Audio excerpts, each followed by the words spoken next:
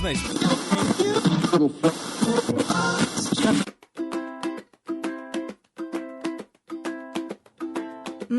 Tá sentindo esse cheirinho de férias? Pois é, a equipe do seu podcast favorito finalmente está de férias, recarregando as baterias para a temporada de 2022. Mas o Perdidos na Estante não vai parar. Nós e alguns amigos super bacanas preparamos uma série de indicações para você curtir enquanto aguarda aí pelo nosso retorno. Aproveite essas dicas, bom descanso e a gente se ouve em fevereiro. Ah, detalhe, fica de olho porque esse mês tem episódio todo dia, tá? Olá, ouvintes do Perdidos na Estante, como é que vocês estão? Estão gostando aí desse novo formato de dicas cabulosas e tudo mais aí nesse janeiro? Espero que vocês estejam gostando. Eu vou trazer aqui a minha primeira indicação para vocês, que é tanto o livro quanto a série Lovecraft Country. Nossa, que difícil falar, né? Sobre o que é esse livro, tá bom? Vou falar primeiro do livro rapidinho, depois eu falo da série. O livro ele foi escrito pelo Matt Ruff em 2016.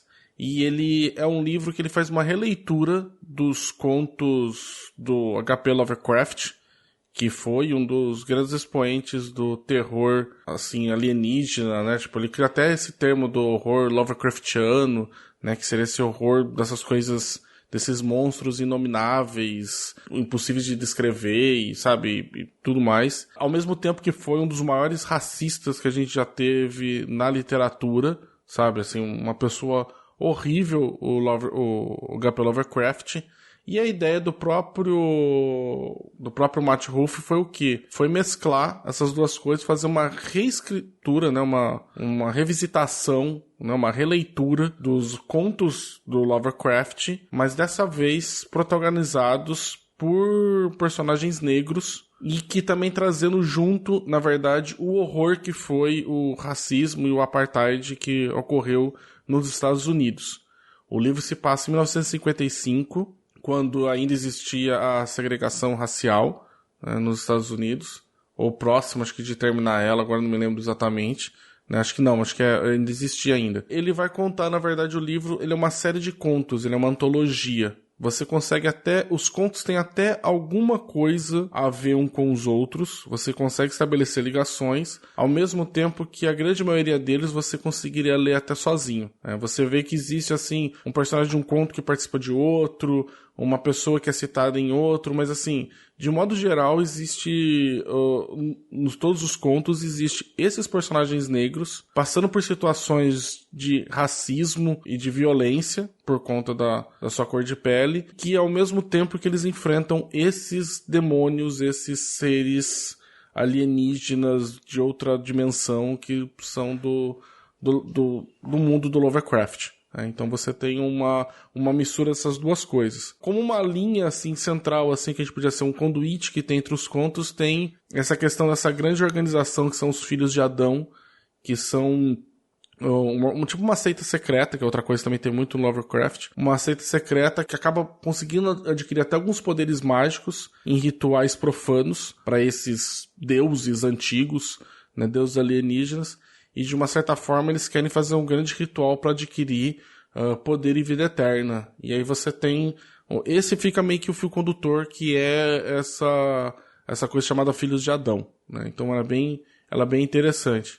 Você tem, acho que são 10 ou 11 contos. O livro é muito bom, né? Dá pra você ler eles separados, como eu falei. Apesar que o primeiro e o último, eles acabam meio que dialogando entre eles e fechando. E o meio ali são várias outras coisas que aconteceram nesse meio tempo. Com personagens diferentes, protagonistas diferentes. É muito legal de você ler. E ele foi adaptado em 2020... pela HBO como uma série. Foi feita... É muito importante falar, o pessoal fala muito sobre a questão do Jordan Peele, do J.J. Abrams, mas quem fez a série foi a Misha Green, tá? Uma mulher negra, e é importante a gente reafirmar isso, porque o olhar dela foi completamente diferente na série do que a gente viu pelo olhar do Matt Ruff, que é um homem branco que escreveu esse livro, né? Apesar que eu acho que ele fez muitas coisas bacanas, mas quando entrou a Misha Green, você tem uma pessoa negra escrevendo sobre pessoas negras pra série, foi uma coisa, assim, muito diferente, né? A Misha, ela conseguiu manter ainda a ideia de uma antologia, apesar que a série em si,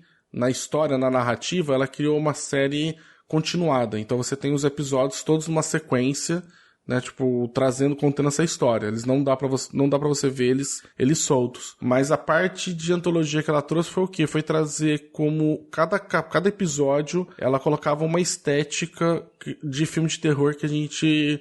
uma estética, um gênero de filme de terror que a gente está acostumado a ver. Então ela coloca um horror mais urbano, depois ela coloca uma caçada, ela coloca uma casa mal assombrada, ela coloca algo super terror gore, ela coloca outra coisa que é um puta de um negócio de um thriller psicológico, sabe? Ela vai misturando esses gêneros que a gente conhece no cinema e na televisão na antologia. E aí, fazendo uma antologia daí, tipo, desses gêneros. Apesar que, como eu falei, ela muda o livro fazendo uma grande história contínua na série, porque acho que esse é mais difícil fazer antologia, né?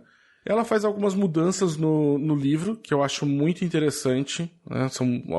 São coisas que eu achei que ficou diferente, não achei que ficou melhor nem pior do que o livro. Algumas escolhas que ela teve de contar a história, de mudar personagens na história, tá? Eu não acho que descaracterizou nem nada assim, mas eu acho que é dar um enfoque diferente. E a gente sempre tem que lembrar, gente, que é uma adaptação, né? Adaptações quando você muda de mídia e você vai querer colocar outras coisas. Inclusive tem outras brincadeiras muito interessantes que ela faz de metalinguagem, com o próprio do livro do Matt Ruff, né? Que são assim, geniais, tá? A série, ela não teve continuação, ela encerrou, né? São só esses 10 episódios que ela encerra. O pessoal tava até comentando de talvez ter uma continuação, mas eu também não viria muito como, porque ela encerra também como livro, e o livro também encerra, então é uma história fechadinha, não sei muito pra onde que poderia ir. E ela é maravilhosa, sabe? Tipo, os atores dessa série vai se fuder, tá ligado? Tipo, são, assim, personagens maravilhosos, assim. Eu fiquei embasbacado, porque na leitura do livro você tem uma imagem do que vai ser, de como que eles estariam falando aquilo, de como tem aquela força da narrativa. Mas quando você vê os personagens falando as coisas, é outra coisa, sabe? Nossa, é muito foda. Então tá aí pra vocês, quem quiser pegar o livro do Matt Ruff, vocês encontram lá na Amazon pra comprar. Compra pelo link do Leitor Cabuloso. Já teve podcast sobre essa obra aqui no site, é só procurar, tá bom? E também ver a série que tá ainda disponível ainda, e é uma puta de uma produção HBO, né? Tem bastante dinheiro, dá pra fazer bastante coisa legal, tá bom? Espero que vocês estejam curtindo aí janeirão, calor. Espero que alguns consigam descansar, alguns consigam ter férias, né? E é isso, gente. E vão aí vendo aí as outras coisas que a gente vai lançar agora em janeiro, porque todos os dias vai ter episódio novo, até dia 31. E em fevereiro a gente volta com os contos, olha só, tô com a cabeça, com a nossa programação normal do Perdidos na Estante, com o livro e a adaptação, tá bom? Beijos pra vocês. Esse episódio que você escutou agora foi ao ar graças a Carol Vidal e a outras pessoas que contribuem com a gente lá no PicPay e no Catarse. Se você quiser seu nominho aqui também, vai lá e deixa uma contribuição pra gente.